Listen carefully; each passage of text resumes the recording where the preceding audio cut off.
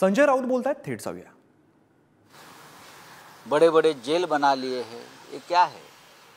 स्वतंत्र हिंदुस्तान में हमारे किसानों के ऊपर इस तरह से जुल्म हो रहा है और मोदी जी विदेश में, अमित शाह जी चुप, कृषि मंत्री को कोई वार्ता का अधिकार नहीं, राजनाथ सिंह जी बस सिर्फ तारीख पे तारीख, बातचीत पे बातचीत। आज भारत बंद का ऐलान किया है, लेकिन मुझे लगता है कि यह संदेश पूरे देश में पहुंचा नहीं है भारत बंद का। आने वाले दिनों में पूरे भारत में इस प्रकार का आंदोलन कैसे हो सकता है किसानों के लिए, इस बारे में महाराष्ट्र महाविकास आघाड़ी भी चर्चा करेंगी।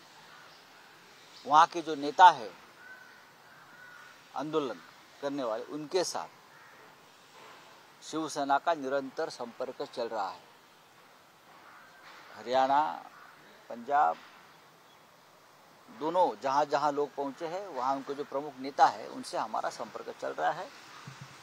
और इस आंदोलन में, किसानों के आंदोलन में महाराष्ट्र क्या योगदान दे सकता है, इस बारे में हमारा निर्णय जल्दी हो जाएगा। तो अशोक चौहान का बयान आया कि इंडिया अलायंस जिस तत्वों पे बनी थी उस पे काम नहीं कर रही है और लोगों में कंफ्यूजन है और एक के बाद एक लोग इंडिया अलायंस को छोड़ते जा रहे हैं। देखिए, अशोक चौहान छोड़कर चले गए, जिनकी पूरी जिंदगी उनके परिवार की कांग्रेस पार्टी में गई, जिनको सब कुछ कांग्रेस ने दिया, वो चले गए।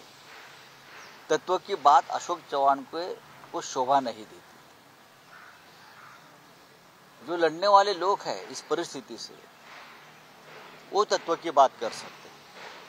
अशोक चौहान अगर नीतिमत्ता तत्व की बात करे, आइडियोलॉजी की बात करे, तो लोग उन पर हंसेंगे। तो ये बेहतर है कि आप चुप बैठिए। आपने जो मार्ग का स्वीकार किया है वो ठीक है, वो आपकी मर्जी, आपकी मजबूरी, आपका डर।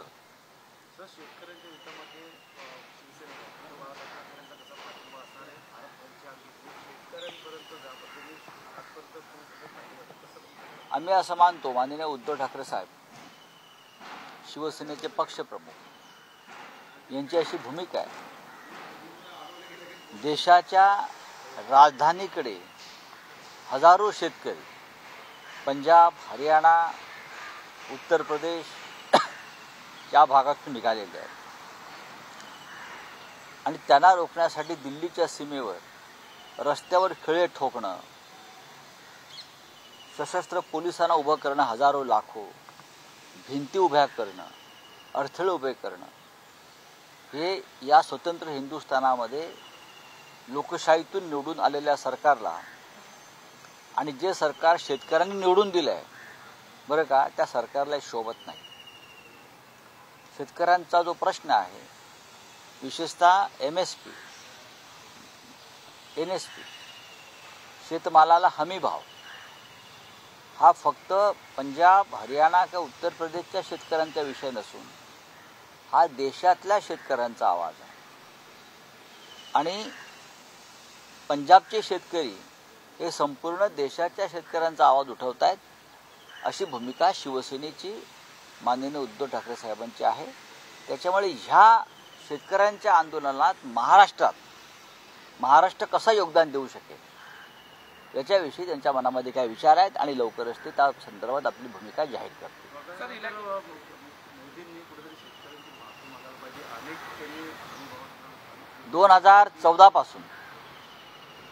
2014 पासून सातत्यानं मोदी शेतकऱ्यांना हमीभाव मिळायलाच पाहिजे अशी मागणी करतायत। गुजरातचे मुख्यमंत्री असताना एक जो कार्यगट निर्माण केला होता शेतकऱ्यांच्या प्रश्नावर, त्याचा एक अहवाल मोदींच्या नेतृत्वाखाली तयार झाला आणि तो अहवाल नरेंद्र मोदी यांनी प्रधानमंत्री मनमोहन सिंग यांना सादर केला। त्या अहवालात सुद्धा मोदींची शिफारस आहे की शेतकऱ्यांना किमान हमीभाव मिळणं गरजेचं आहे आणि तो मिळायलाच हवा।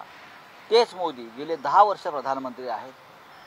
या काळात शेतकऱ्यांचा काय फायदा झाला? तुम्ही इन्कम डबल करणार होतात, शेतकऱ्यांना हमीभाव देणार होतात, ते राहिलं बाजूला।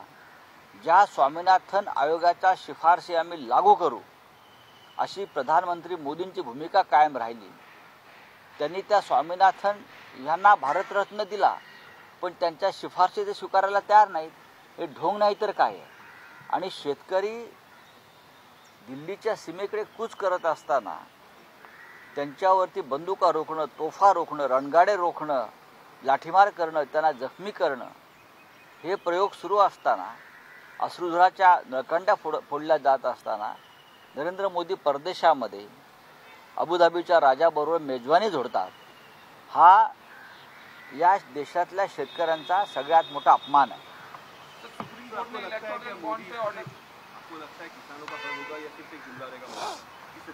देखिए, जुमला और मोदी ये एक सिक्के के दो पहलू हैं.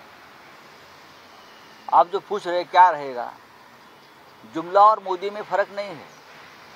2014 से ये सिक्का इस देश में चलाने की कोशिश हमारे ही किसान और हमारी जनता कर रही है, लेकिन अब लोग उब चुके हैं. ये जुमला अब नहीं चलेगा. मोदी जी प्रधानमंत्री नहीं बनने जा रहे हैं. फिर एक बार सुप्रीम कोर्ट का जो ऑर्डर आया चंदे की बात है. एक गाना है फिल्म में, चंदा हो चंदा. अब लोग उनको पूछे कि क्या किया चंदा, कहाँ है चंदा, कहाँ से आया चंदा.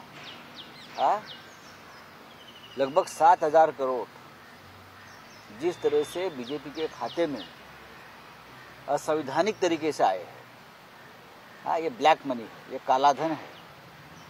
ये अपराध के मार्ग से आया हुआ पैसा बीजेपी ने राजनीति में इस्तेमाल किया. सरकारें तोड़ने के लिए, विधायक और सांसदों को खरीदने के लिए ये पैसे का इस्तेमाल किया. ये सीधा सीधा पीएमएलए एक्ट यानी मनी लॉन्ड्रिंग का केस बनता है. ये काला धन है. काला धन का इस्तेमाल हो गया है, बीजेपी के खाते में गया है, बीजेपी के खाते से और किसी खाते में चला गया है. तो ये मेरी मांग है ईडी से, आप उनकी जांच करिए. और जब से ये काला धन बीजेपी के खाते में आया है, तब के बीजेपी के राष्ट्रीय अध्यक्ष जो है, उनके ऊपर आप एफआईआर लॉन्च करो और उनके ऊपर मुकदमा चलाइए. चाइना से हमारा वॉर चालू है और कहीं ना कहीं उनकी फंडिंग इसमें दिख रही है. देखिए, चाइना का जो फंडिंग है वो पीएम केयर फंड में ज़्यादा है, और उसमें भी है एक, वहाँ चाइना हमारे जवानों को मार रही है, शहीद हो रहे हैं जवान. आपको मालूम है, लद्दाख में घुस गए हैं और चाइना आपको फंडिंग करते, उसका मतलब लद्दाख की ज़मीन आपने बेच दी पैसा लेकर.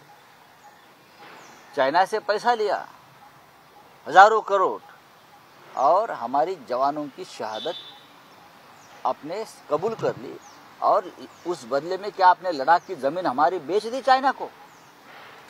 जनता को समझना चाहिए ये कितने फ्रॉड लोग हैं, ये लफंगे लोग हैं. तो असेंबली स्पीकर ने जो ऑर्डर दिया कल, गुजरात में भी जो है कहीं ना कहीं फाइनेंस मिनिस्टर पे वफादारी कि उनकी गलती थी ये चीज को लेकर, लेकिन जो फाइनेंस मिनिस्टर थे उनको नोटबंदी के बारे में पता नहीं था, ऐसा कहा जाता है. ये गुजरात लॉबी क्या बोलेगा, और क्या नसीब अटल जी के ऊपर नहीं उसने ठिकरा फोड़ा है. वहाँ उस वक्त सरकार किसकी थी, प्रधानमंत्री कौन थे, गृह मंत्री कौन थे, वित्त मंत्री छोड़ दीजिए, ये सब मिली भगत थी. काला ब्लैक मनी जो है, ब्लैक मनी वाइट करके दूसरे रूट से अपने खाते में लाने का ये एक बहुत बड़ा प्रयोग हो गया, और ये मनी लॉन्ड्रिंग का केस है. इसीलिए अब अरुण जेटली जी नहीं है तो उस वक्त के राष्ट्रीय अध्यक्ष, और जब से अब तक कितने राष्ट्रीय अध्यक्ष बीजेपी के हुए हैं, उसके ऊपर मनी लॉन्ड्रिंग का केस चलना चाहिए. अगर हमारे ऊपर 2-4-5 लाख का मनी लॉन्ड्रिंग का केस चलता है, ये तो 7,000 करोड़ का मनी लॉन्ड्रिंग का केस है, सबसे बड़ा इस देश का इतिहास का. ये केस मनी लॉन्ड्रिंग का चलना चाहिए. आज के अध्यक्ष कौन है, उसके पीछे वाले कौन थे. 2019 से अब तक के सभी बीजेपी के राष्ट्रीय अध्यक्ष के ऊपर पीएमएलए एक्ट के अनुसार मनी लॉन्ड्रिंग का केस चलना चाहिए और तुरंत उनको अरेस्ट होना चाहिए. मराठा आरक्षण आप बोलिए. सर एनसीपी को अजित पवार की जो एनसीपी है उसको असली एनसीपी कहा गया राहुल नार्वेकर की तरफ से। हमारे महाराष्ट्र के मराठी चैनल पे एक प्रोग्राम चलता है हास्य जत्रा, बहुत कॉमेडी फिल्म है, बहुत कॉमेडी प्रोग्राम है ये हास्य जत्रा, हम सब लोग देखते हैं। राहुल नार्वेकर ने एक नया हास्य जत्रा का एपिसोड लिखा है, तो असली शिवसेना जो बाला साहब ठाकरे की है वो शिंदे को दिया। शरद पवार साहब अभी भी है, उनकी पार्टी जो है राष्ट्रवादी कांग्रेस पार्टी, वो अजित पवार को दिया। लोग हंस रहे हैं, हास्य जत्रा है ये हंसने का एकदम जोरदार धमाका है हास्य जत्रा।